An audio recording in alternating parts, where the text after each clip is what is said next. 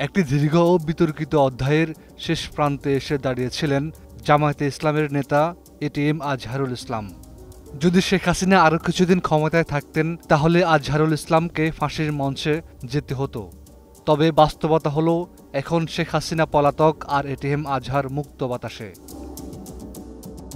আজহারের মৃত্যুদণ্ড বাতিল করে খালাসের রায় ঘোষণার পর নতুন করে আলোচনায় আসছে সেসব জামাত নেতাদের যাদের পতিত শেখ হাসিনার ক্যাঙ্গারো কোর্ট নামে পরিচিত আন্তর্জাতিক অপরাধ ট্রাইব্যুনাল ফাঁসি বা যাবজ্জীবন দিয়েছে।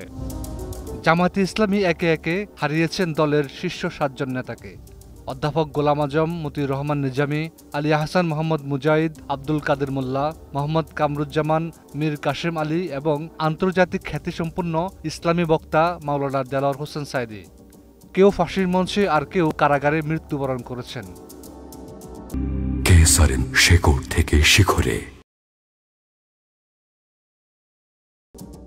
সেসব রাজনৈতিক অস্থিরতার মাঝে এক অজানা শঙ্কায় ভুগছিলেন জামায়াতে ইসলামের নেতারা। এই প্রেক্ষাপটে এটিএম আজহার ছিলেন শেষ জীবিত প্রবীণ নেতা, যিনি মৃত্যুদণ্ডের রায় মাথায় নিয়েও আইনি লড়াই চালিয়ে গেছেন।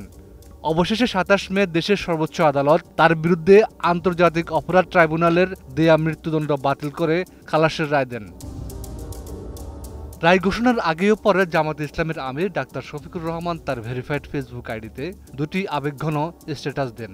প্রথমটিতে তিনি লিখেন, ইয়া রব, রহম করুন আমাদের উপর, আমরা আপনার সাহায্যের কাঙ্গাল। রায় ঘোষণার পর তিনি লিখেন, আলহামদুলিল্লাহ সুম্মা আলহামদুলিল্লাহ। এই রায়ের মাধ্যমে জামাত শিবিরে স্বস্তির নিঃশ্বাস ফিরেছে। দলটির পক্ষ থেকে বলা হচ্ছে, এটি রাজনৈতিক প্রতিহিংসার অবসান। উল্লেখ্য, ২০১৪ সালে ট্রাইব্যুনাল আজহারকে ৬টি মানবতা বিরোধী অপরাধে দোষী সাব্যস্ত করে মৃত্যুদণ্ড দেয়। ২০১৯ সালে কিছু অভিযোগ সাজা বহাল থাকলেও একাংশ থেকে খালাস পান। পরে ২০২০ সালে রায়ের পূর্ণাঙ্গ অনুলিপি প্রকাশ হলে তিনি পুনর্বিবেচনার আবেদন করেন। দীর্ঘ আইনি প্রক্রিয়া শেষে ২০২৫ সালে ২৭ মে আজহারুল ইসলাম খালাস পেলেন। এটি শুধু একটি রায় নয়, রাজনীতির পট পরিবর্তনে বিচার ব্যবস্থার পুনর্মূল্যায়নের প্রতিচ্ছবি বলেই মনে করছেন অনেকেই। হাফিজুল্লাহ, ২১ টেলিভিশন।